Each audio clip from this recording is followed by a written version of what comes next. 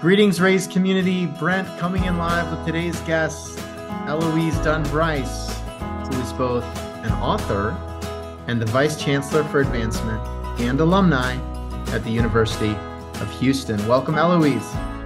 Thank you very much. I'm pleased to be here. Well, I am pleased to meet you in this setting. We have been fortunate to be able to connect several times over the years, but in preparing for this podcast, I've already learned so many new things about you that I should have already known if I'd done better research, but the past is the past. We're here today. I love finding out from our guests, from leaders in the advancement sector like yourself, a little bit more about your own college journey. So take me back to junior year of high school. Who was that, Eloise? What was she into? And what led you to Carleton College up in Northfield, Minnesota? Well, you do know a lot, don't you?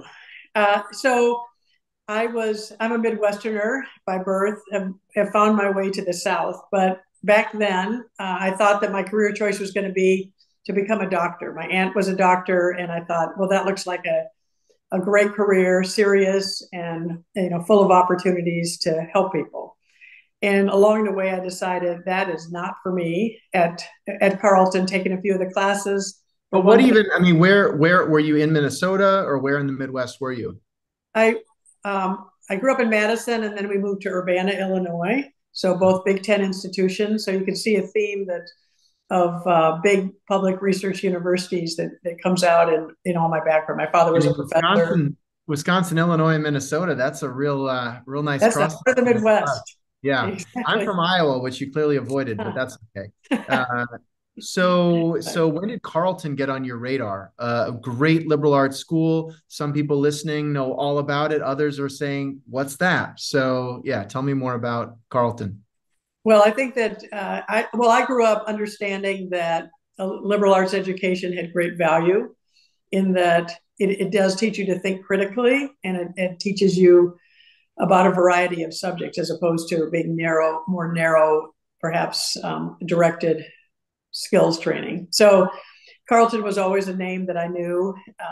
And so it was a pretty easy decision, got in early decision. And so I thought, that's where I'm going. The winters were horrible and even worse than in Wisconsin, Iowa, or Illinois. And so I ultimately decided that I wanted to test out going to Vanderbilt, which is another family school. And so I went down there for a semester and ended up staying and graduating from there, majoring in psychology, which is very good preparation for the work that I do now. It was a strong psychology department, still is, a lot of emphasis on social psychology and what I think has sort of evolved into behavioral economics as well, in terms of understanding the way in which people act. So graduated from college and was recruited to be a management trainee, which was a term that was used back then, with Chubb Insurance. And so I worked there for a year, and just was immediately thrown into managing staff, most of whom had a very different background from my own. But it was a good challenge, and then ended up getting married and moving to the West Coast to live in a very small community, Walla Walla, Washington, for anyone who's ever heard of I that. love Walla Walla, Washington, home of Whitman College. It has now become quite the wine capital, but back in the day, there were about fewer than 30,000 people, and there were not very many opportunities for work. But the good thing was that they had just done they just had a consultant come in and say, what do you need to do in order to raise more money? And one of the things was to get the faculty more involved in potential corporate and foundation work. Where specifically were you at, Whitman, or somewhere Whitman else? College, yes, Yeah. yes. Okay. So So you Whitman College had as I was about to move there, had just had this study, and then realized that they had a person who was incoming who might be a good fit given my background, no fundraising background, but background in understanding universities. So I jumped right into that, and it was immediately something that where I just found a lot of fun and potential, and a lot of ways in which I could really make a difference. Tell me about some of those early experiences, projects, themes, initiatives that just clicked for you. Well, it was really I think the thing that clicked in a lot of ways was just meeting with the faculty. There's not, it was long before the days when you thought, okay, now I need a computer list of people who might be interested, et cetera. As we looked at the foundation or the corporate support, we were going to books, if you can believe that, directories. But more, it immediately taught me, because I was starting from ground zero in that at Whitman, was that you need to go out and talk to people, not necessarily even at the foundations at first, but you need to see what are the resources within, in this case, within Whitman College that would be of interest to the outside world. And so, boy, faculty do a lot of interesting things. And so I developed a sense of how it is that we might frame those and write those in order to get support. I used to have a rule back then, which at least I think I did. It might be that I'm didn't have, and I certainly wasn't perfect at it, but essentially trying to say at the end of every day, who have I asked for money, and really where have I gone forward in advancing this? Because my job is not to sit at my desk. My job is really to figure out how to connect the outside world to the institution. So, and I worked with smart people. I had a great boss who was really, I think, one of the pioneers in terms. Larry Boulaurier, unfortunately, died a few years ago, but he was very good in terms of figuring out planned giving. So I eventually moved out of corporate foundation and was the head of development. He was the vice president, but I was director of development. And we did a lot with planned giving. Back in a time when virtually no one other than Pomona College was doing that. We advertised in the Wall Street Journal, and we got all sorts of people who understood the value of a private liberal arts education to think about giving gift annuities and trust to Whitman College, even though they were not alums. So wait a second. So you put an ad in the Wall Street Journal about with gift annuity rates. Exactly. Right. Now, if you did that, it'd be buried. But now they're just, you'll know, and much more so than I, how many organizations are in that business. But it was not common then. And we did a $60 million campaign, which at the time was certainly big for a small liberal arts college. And we got the endowment up to, we were very intentional in terms of what's our endowment level per student. And so got that to be certainly one of the highest in the nation, over $100,000 per student. So again, it is very helpful to have wonderful mentors around you as you start in this business. And I was lucky enough to have that. And a wonderful college president who actually loved to be around donors and loved to really find out about their lives and treat them like they're the wonderful human beings they are. And so when you think about that time period, and actually you talked about both planned giving and corporate and foundation relations, which are sort of subsectors of the industry. Some people really specialize in, others maybe don't really understand. And you also talked about just the gut check at the end of the day. Did I have a good day today? A good day being, who did I ask for money? No sugarcoating it, just being really direct there. And so when you think about what made a good day then, or maybe what a good day in the life of a fundraiser should be or is today, what are the best days? Well, the best days, and I think it's particularly apropos now, easier maybe back then, but are you working well with your colleagues? It's been, just as post-pandemic, of course, I can't help but think of today's context of post-pandemic, everybody coming back together, and I think there's just more tension in the air. A good day is when you're working efficiently and seamlessly with your colleagues. And again, sometimes those are your colleagues within your division, certainly colleagues across your organization and your external partners. But there is no question that this is our lives that we're spending every day, 8 hours, 10 hours, maybe more. And so a good day is when you've made some progress for what you're supposed to do, but also you've done it in cooperation with others. Yeah. The other thing I will say about Whitman, just as a point of pride, is that it's crazy to think about now, but we got the alumni participation without any hijinks up to 55% one year.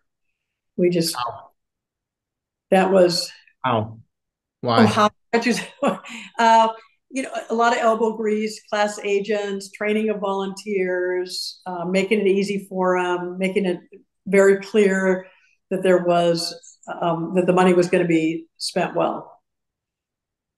Yeah. No rocket science there. Yeah. Yeah. I think everybody wants the easy button or the, magic Right. app that just does it for you. But I think in 2023, the elbow grease, the focus, the commitment, it still goes a long way in spite of the progress, in spite of how easier it is to get in touch with people today. It's easier for every other brand to get in touch with people today. And so the elbow grease is still required to stand out. Exactly. So you go from sort of new to the industry. I think, stumbling into the opportunity is probably not an overstatement at Whitman, feeling like it was a real early connection for you, raising a $60 million campaign, also achieving excellent participation and setting a standard for endowment per student. That's a lot. And at that point, are you feeling like this is my career path now? Yes. So my next step was to move to be the executive director of the University of Oregon Foundation. And it was interesting because University of Oregon was raising less money per year than Whitman was at that point. Now clearly surpassed as University of Oregon's had some great success, arguably when I was there, but then also certainly has been on a wonderful trajectory in the meantime. So yes, I thought this would be a great opportunity in terms of being able to work in a very different structure, and indeed it was. A small liberal arts college is much more cohesive in nature than a public research university. And there's the state component, being part of a state system, being part of all these different deans and colleges that are all fighting for resources. So that was a good opportunity to learn something very different in terms of just hopefully honing my administrative skills and learning a lot more about politics. Have you been back there recently, I Eloise? have not. I have not. Yeah. They truly, when people say, hey, you've been to a lot of college campuses, you've done this work for a while, what are some of the most amazing campuses you've been to? I'm sure, part of why I feel Oregon is there is linked back to work you were doing with your teammates, decades before, but it is just stunning. Not only the athletics facilities, which are well covered, but the foundation itself, the alumni space now it's truly remarkable. And I just have to ask, you can't walk around that campus without seeing night here and night there and night there. And one of my all-time kind of favorite entrepreneurial books is Shoe Dog, which is sort of the behind the scenes story. And now it's been made into a movie that many people have seen. But that story took place from like 1962 to 1980. That was sort of the time period of the plot of the book and the movie. And you sort of settled into that role shortly thereafter, and were, I think, there during a lot of the philanthropy that then either occurred or seeds were planted. And I'm just curious how you sort of navigate such a once in a generation story and brand that becomes synonymous with the university and philanthropy at the same time. Like, what can you share about any lessons learned in that regard? Well, the first lesson that I should share is that it took a lot of people and a lot of consistency long after I left in order to really keep that going. I think we see in organizations sometimes where people don't continue that the intensity and the stewardship and the involvement. And that has not been the case at the University of Oregon. So I did work on the first gift that named the library. And the interesting thing about that gift in many ways was that it was happening right during the downturn in Black Monday in 1987. And so that was literally the week when the gift agreement was being formulated. And it's hard to believe now, but there was a sense in which the donor thought, I might not have the resources, and so I need to make sure that this is structured that way, and then go on to see all the progress that's been made. But what an ideal donor. That is, you see somebody who really understands the importance of the university, who's was raised in a way that he understood the value of education and was a true Oregonian and realized that the flagship university was very important. So just an amazing guy, cares a lot, intense, but also at the time, in addition to the Knight family, was the Bowerman family, who were very generous. Bill Bowerman being the legendary University of Oregon coach who essentially said, well, he developed what became the Nike shoe using his wife's waffle iron, et cetera. Everybody knows that story, I think. And if you don't, go read the story, because what you're highlighting is really just the virtuous cycle, the intersection of entrepreneurship, education.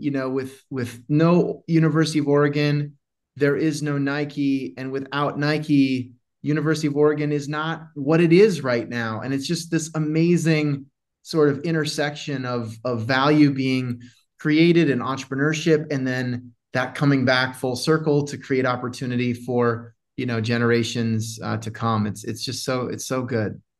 It is. You just have people there who are very special.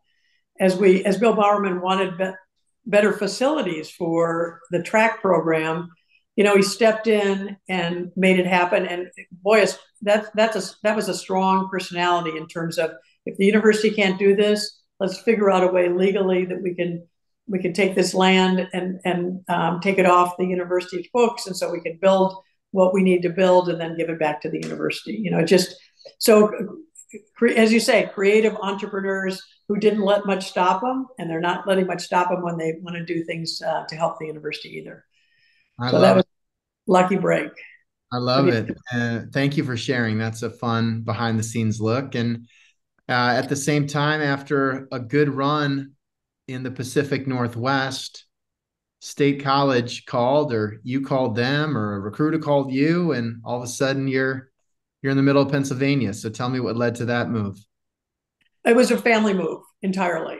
And so we moved to State College, Pennsylvania, and a little bit like Walla Walla, Washington, there's one industry in town. And so, and obviously with my background and at the University of Oregon, I still worked for Oregon for 1 year. The person who had been dean of the law school, who I'd worked with very closely, became president. So I was just I was keeping my Oregon ties for the first year, being a special advisor to the person who ended up being a longtime president of the University of Oregon.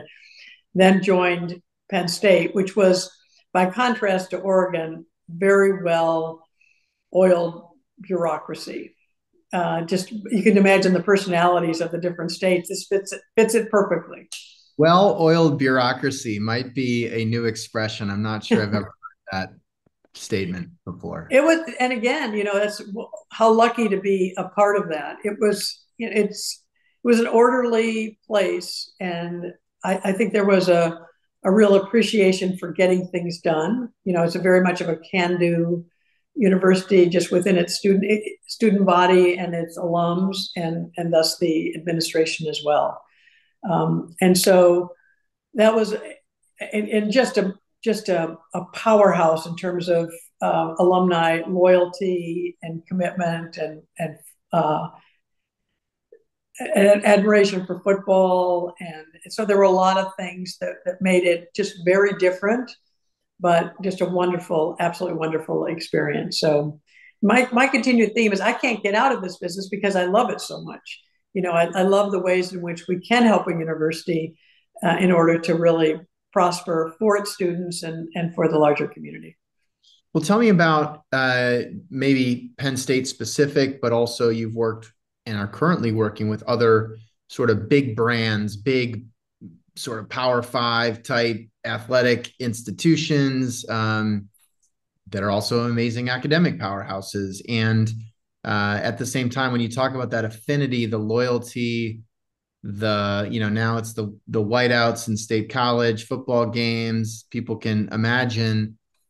How do you harness that affinity, which may be, athletic in nature for at least a big part of the population, and convert that into philanthropy for all of the impact areas that have little or nothing to do with football?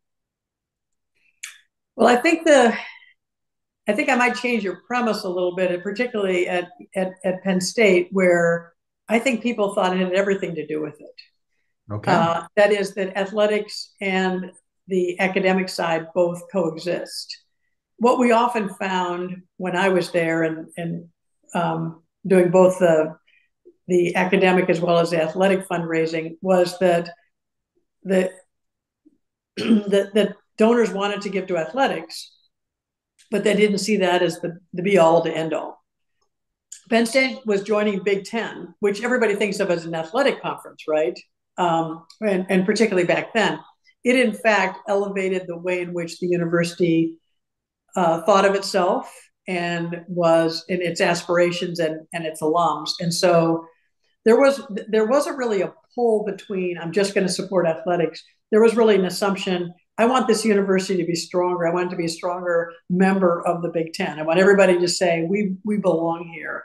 And so there were just lots of prospects to work with. We had, it's a huge alumni base. We had, I think at the time, 125,000 life members, and for which I take no credit because I didn't work on the life membership program. But that's a strong help. Now I think that there are maybe at 180,000. So you have a lot of people who are just thinking about the university generally. They want to be on campus for game day, but they also want it to be the best of the best. I think at University of Houston, we're getting there. We've had a more uneven history in terms of conference alignment, but now is our big opportunity with joining the Big 12 to make sure our alums understand it's not just about athletics, that we need to compete there and win there, but we need to win on the academic front. We're very focused at University of Houston in terms of both improving our graduation rate and improving our research expenditures, both of which play into and are complementary, frankly, to a strong athletic conference and team. I have to ask about you're the second podcast guest I'm aware of that moved from the University of Oregon to Penn State University. Have you ever crossed paths with Paul Clifford? I don't think so. Yeah, no. So Paul was at Oregon and then now leads as CEO of the Alumni Association at Penn State, but just kind of a funny. I'm going to talk to him. Yes. Happy to make an introduction at some point. Terrific leader in the alumni world for sure. And, definitely knows your colleague, Mike Paday, for example, but just a funny coincidence that you both went in that direction. But then you had the opportunity to return to the alma mater, to Vanderbilt. And that is, fairly common among the sector. A lot of people actually start out working at the alma mater and then go on from there. You're a little more unique in that you really built a career and a lot of experiences away from Vanderbilt. What was it like coming back in, not as a student, but as an administrator?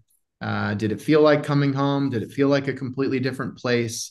What are your reflections from your time there? I've always thought it's dangerous to work for your alma mater because you do see, the rose-colored glasses are gone. Right. You see all the sausage making every day. And so maybe there was a little bit of that in coming back to Vanderbilt. My daughter was a student at the time. And so at Vanderbilt. And so it was fun to be thinking about her experience as a student while I'm working there. But Vanderbilt had entered a new era of being much more ambitious in terms of its national reputation and getting a lot of students recruited from other parts of the country, particularly the Northeast. So that aspect of it felt pretty different. Super lucky once again to be working with Gordon Gee, who has been, been a legendary university president, and to see the ways in which he thought very strategically. He's very much a person who thinks about big moves as opposed to process. So again, great to be around that, and great to be around an institution that wanted to strengthen its giving. Vanderbilt has not traditionally relied on its philanthropy from alumni in the same way that some other institutions have. Its endowment is large enough, and there have been a few very large donors, that part of my job there was to figure out how do we build a more consistent major gift program. So there's plenty to do to be distracted without worrying about whether or not it felt like it did when I was a student. I played football at Brown University. I got recruited to Brown, and it was the fall of 1999. And one of the primary pitches at the time was how lucky we were to have Gordon Gee as our president. And then Vanderbilt stole him away before I got there. And we went on to have Ruth Simmons, who was an absolutely spectacular, amazing president. But it's just funny that that sort of coincided. And yeah, he's definitely has to be one of the most well-known college presidents. So when you think about working with somebody like that, national brand and leadership, but also your boss, or your boss's boss, depending on the exact setup. Any lessons learned in collaborating with sort of a visionary like that? Just soak it in every day, and also Gordon is legendary, but he's also human. There are things that maybe were not in his wheelhouse, and so it's also making sure that those of us who work with them are the people who can make sure that all those other areas are filled. And so he doesn't really like to. He may not want to ask for money, right? Like a lot of presidents, frankly, but he's very much a part of the ask. And so figuring out what's my role, what's his role, in a lot of those conversations. Yeah. Yeah. You were at Vanderbilt during the financial crisis. What was that like? Lessons learned? Did it impact the work? I imagine that it did. You referenced Black Monday previously, and it's certainly been a complicated couple of years over the last few years. But just when you think about those economic cycles, but also marching ahead, how do you balance that? Well, it's clearly a lesson that you learn to be focused on stewardship, and to go back and spend time with the donors and the alums who have given before, and not pressure them. Listen to them and work with them and figure out where they are. If you're at a place which Vanderbilt was not, where you're really, really trying to make the huge numbers, in talking to donors about bequest provisions, because if the intent is there, that's a way in which they can make a commitment, and we can honor that over the years without making a commitment during a financial crisis.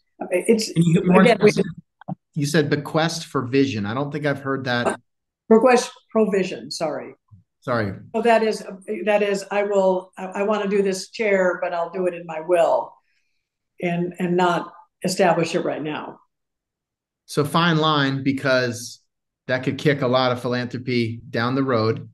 But that's sort of the art where you've got to use the judgment on pushing for nearer term dollars versus securing something structured down the road.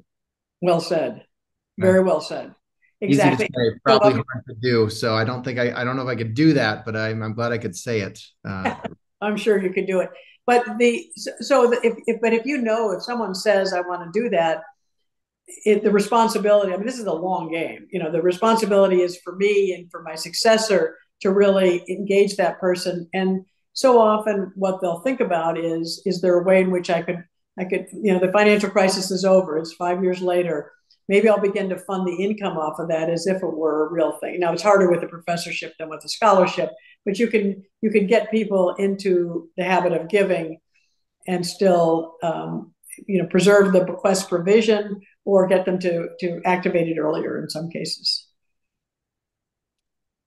Tell me more about planned giving.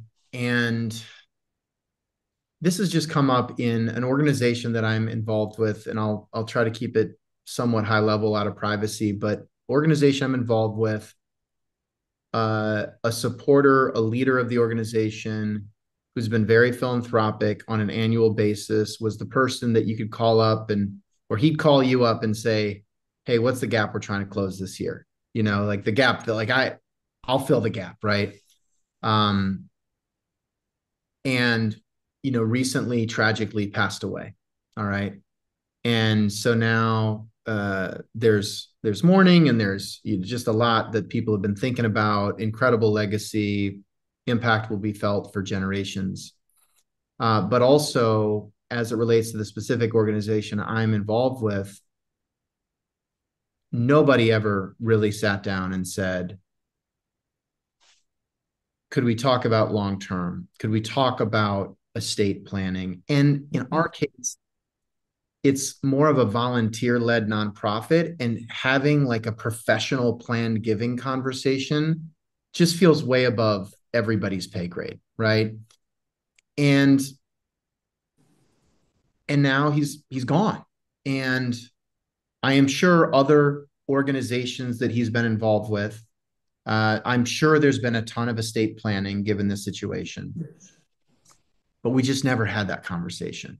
And I guarantee that if you were sitting right here listening to this call, he'd be like, of course, this organization needs to be a part of my legacy. No, we have never talked about it. And we were just talking about this the other day, because like now I'm imagining that it's like lawyers, estate, stuff, family, things we don't even know about just happening. It's like, how are we going to insert ourselves in that conversation, in a way that is even close to respectful? So realistically, we're just not going to, but also realistically, knowing this person, it's just a missed intention, if you will. That must happen all the time. It does. So how do you coach your team on hitting the fiscal year goal and cash and restricted, unrestricted, and all of that, but also because like planned giving is sometimes positioned as like a silo within an overall advancement apparatus, but it really kind of needs to be a part of every single relationship, ideally as soon as possible. So if you're me, or if others are listening thinking, yeah, I should probably have that, because it's like, it was a reminder, life's short, we could all be gone tomorrow. And if we are, what happens? There's not really a question there, Eloise. I mean, I think, you said, how do you teach your staff? Some of this is really just living through it. It is so hard because you're both mourning that person you worked with and cared about, as well as wanting the philanthropy that person intended to do. But so, I've lived through enough of those to know, and in some cases, I don't think I could have done anything differently.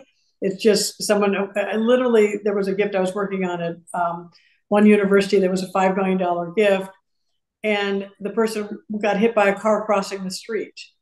And so it was fairly new to the university in terms of philanthropy.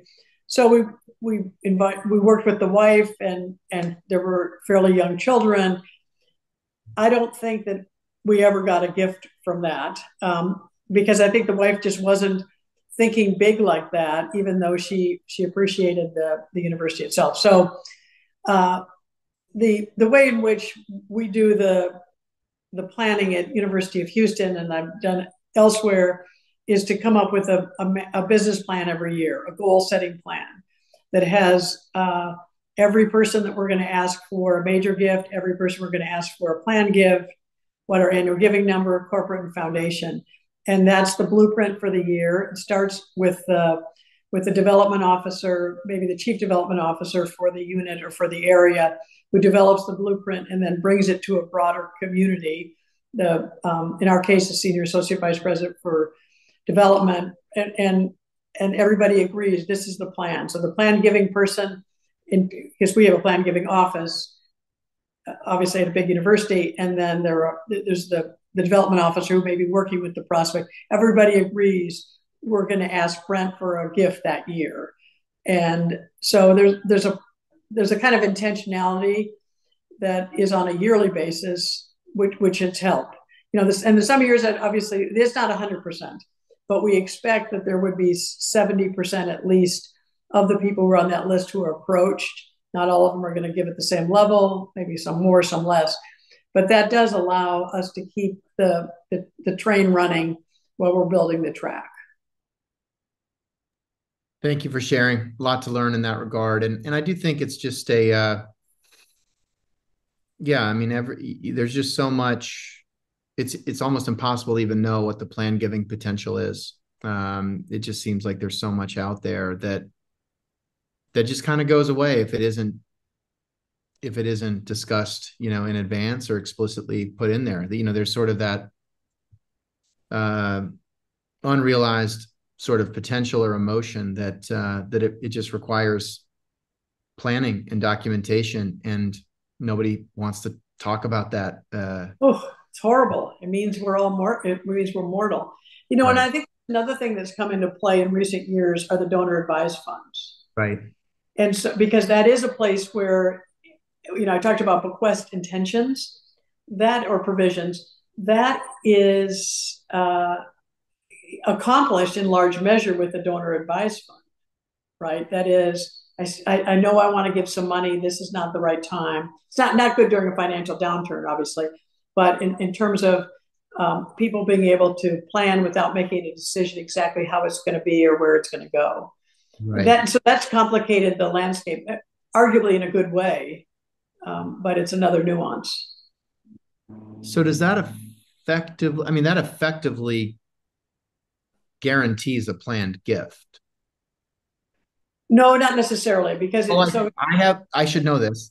Okay. I have a donor advised fund and I have no idea what would happen if I passed away tomorrow. So I should probably go check on that. But you should check the company, because you probably have provisions as to who can decide on where that money goes in your.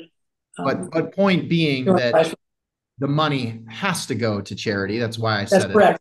It's effectively a preloaded planned gift, TBD on exactly what the split is, which would come down to estate planning and so forth. Right. It's effectively a small foundation that you have, and without all the machinery of having a foundation, but you've taken the deduction for that gift, and it cannot be used for anything but charitable purposes. Exactly. Yeah. No, and I think it's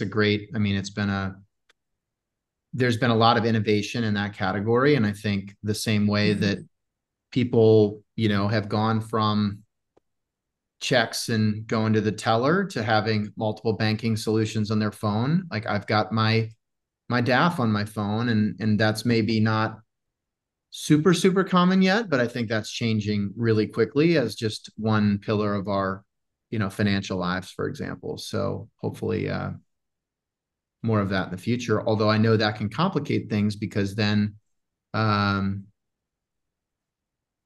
that annual commitment that can be kicked down the road, perhaps for, I don't know, bigger ideas. So not everybody loves DAFs probably in your world either. I think that it's just, I don't think there's maybe not loving it, but we just need to realize that is an option. Just, and I think the perfect analogy you just threw with the technological solutions that people have for payment. We have a challenge because we're a state institution, and there's certain forms of modern payments that we can't take. And so, to keep up with the technology and keep up with the laws for donor advised funds, that's what we need to be doing every day. Tell me about the experience at Houston, favorite memories. It's been now over 10 years leading the team. That's rare in this sector. What are some of the highlights, absolute bright spots of that period? Well, as I look back just to see the progress that the university has made, and to believe that I've been at least a small part of that in terms of getting Phi Beta Kappa and joining the Big 12, and our current goal to be in the top 50. So that's a highlight that is every day, because we know that we're not settling for mediocre or even good. And I think also the highlight is I'm out in the community a lot, and to know that there's a kind of respect for the University of Houston that really wasn't there necessarily 15, 20 years ago. And then people now understand we're a big part of the solution to make Houston a great city as it becomes perhaps the third largest city in the country. The other thing is, just as with my story would be typical, I've worked with a few donors here, particularly some anonymous donors who are among the most thoughtful philanthropists that you could imagine, and for the right reasons want to be anonymous. Makes it harder for us sometimes, because we like to be able to brag about the people who have joined our journey. But it's been really very rewarding to work with some of the smartest and wealthiest people around. You ever just flat out say, hey, I know you want this to be anonymous, but if we can publicize this alongside you, it will spark momentum. It becomes marketable to these three other gifts that we're hoping line up.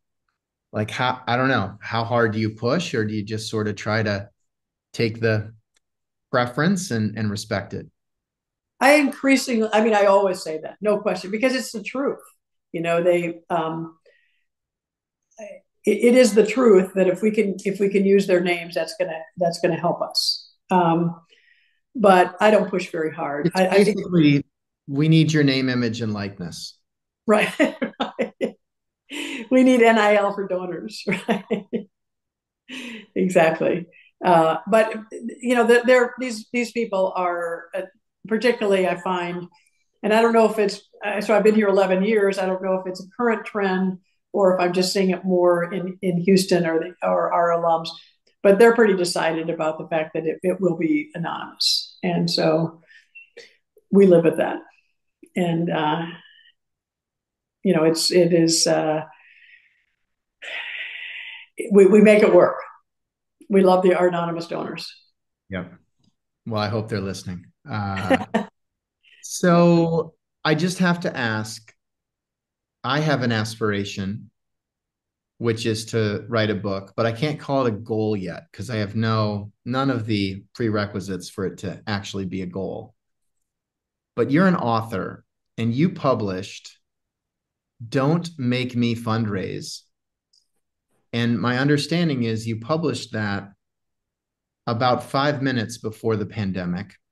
So just tell me the seed that was planted to take on a side hustle in addition to the big job that you've got and all the teammates and the campaign work.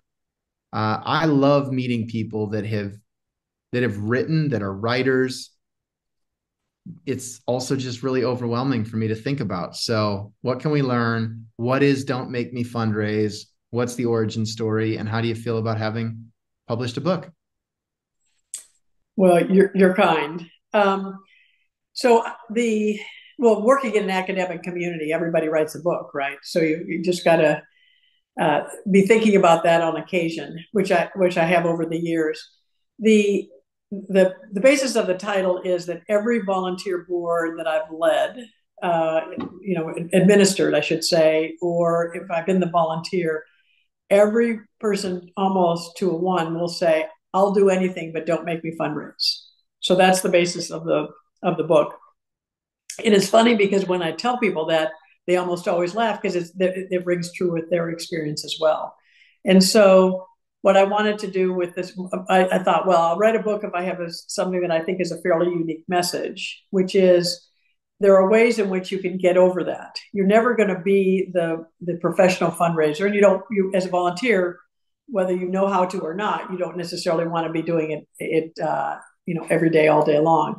So it really is just my attempt to demystify the process and what it is you should know, so you go in comfortably as a volunteer with your own personality and your own strengths, and you figure out how it is that you can help the organization and raise some money. So I do.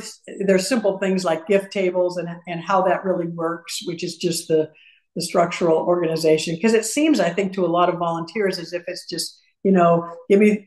The old days, it was give me 4 3x5 cards, and then it's just, well, let's talk to the richest people in town. And it seems super not even unscientific, but it just seems a bit random. When in fact, a good fundraising organization is very practiced in the various steps that it takes. So just hoping that people will read that. It's a light read, but gives them, I hope, some comfort as volunteers. When you think about the highest impact, most effective volunteers you've ever worked with, Whitman College, Houston, somewhere in between, what are the characteristics of the best volunteers? Well, certainly the easiest answer to that is to say the best characteristic of a volunteer chair is to lead a good meeting, and which is surprisingly rare in my world, at least. People always want, maybe it's the biggest donor, maybe it's the wealthiest person, somebody who can run a good meeting. The characteristics of a good volunteer: somebody who asks a lot of questions. Again, in my book, I try and outline the kinds of questions that a volunteer should ask, because it is, you have to know the organization. A lot of it is just fear that you drove from your office or your home, and you go to the meeting, and then you leave and you don't think about it again. It's people who want to be able to say, when they are, whether in their cocktail party or whether they're doing some very focused asks or joint asks, but they understand the organization well enough to say, this is why I volunteer, and this is why it's the most important place for you to give your dollars. So if people give a little bit of time, I'm well aware it's never top of the list. Family, is always number one, and work, and I could go on, but you have to know something about your organization. As a volunteer to a couple of organizations, one in a big way, there are times I feel so bad for the advancement staff that has to listen to us go on tangents and get off track. And I know I cringe because I've spent enough time around the work where I'm just, I don't know, maybe a little more empathetic, where it just pains me to see people. And I feel for the staff. And there are times I'm like, what this staff wants to do right now is just fire us. And they can't, because they're being good stewards, and but sometimes, like, don't volunteers just need to be fired or given tough feedback, or like you just want to be like, we need to stay on track. This is our goal. That is not what we should be talking about. You didn't show up to the last 3 calls. You're off the committee. Like, there's just this kind of walking on eggshells around volunteers that I think can be really counterproductive sometimes. But I can empathize with the staff that kind of feels like they just have to deal with it sometimes. Exactly. There are some volunteers that probably need to be fired. No question. But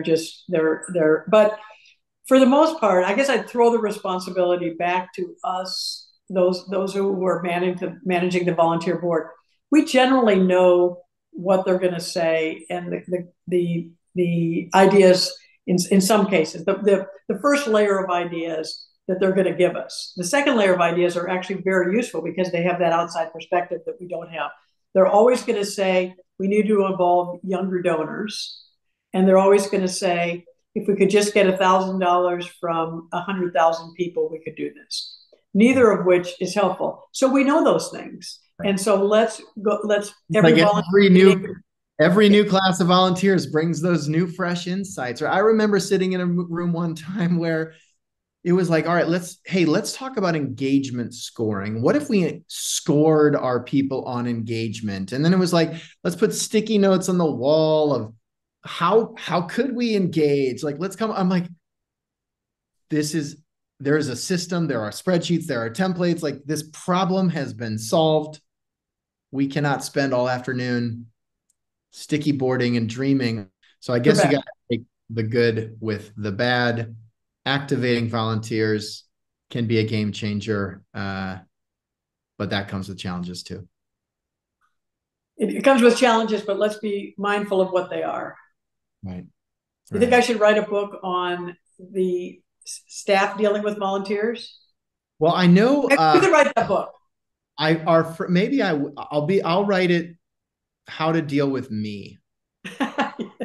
Advice for staff in dealing with unruly, undisciplined volunteers or something like that. But no, our friend in the sector, John Feudo, who is a fellow author, did write a book called Herding Cats, which was about his experience in managing volunteers in the fundraising capacity. So yeah, I love it. Well, Eloise, this time has flown by. I want to make sure you have an opportunity just to highlight if there are openings at Houston, if you expect to continue to hire and build the team, if you're in more of a steady state mode. And then certainly if folks are listening, they should go check out the book, but also what's the best way to stay in touch with you? Well, the best way to stay in touch with me is probably through LinkedIn. Great. I'm not the perfect LinkedIn contributor, but that is an easy way, or email me. I'm obviously available on the website. We are very much hiring at all times. We're not building the staff to greater numbers, but there's enough activity, and we have some retirements, and so we're doing now we're not in the midst of a university-wide campaign, but we have 5 micro campaigns, all of which, except for one, have quite big numbers. And so we're intentionally moving ahead very strategically where we want the philanthropy to land, if possible, and moving toward our centennial in 2027. So it's going to be an exciting ride between now and 2027 to see what can we have done by the time of our centennial and the fireworks then. So I would say, love to hear from people, love suggestions, and even just reaching out personally so that I know more about what you all are doing, because I'm sure I can learn from that.